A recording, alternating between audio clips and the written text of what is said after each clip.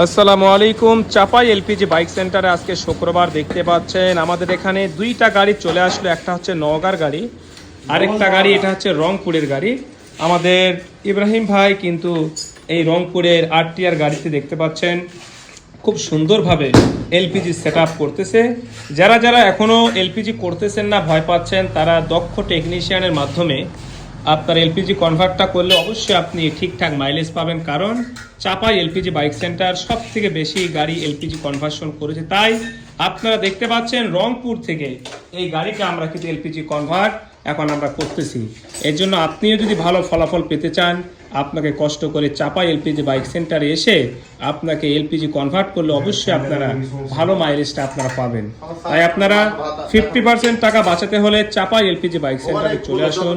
আপনার স্বপ্নের বাইকটাকে নিয়ে আমরা সুন্দরভাবে আপনার বাইককে এলপিজি কনভার্ট আমরা করে দিব। সকলেই ভালো থাকবেন এবং চলে আসবেন চাপাই এলপিজি বাইক সেন্টারে।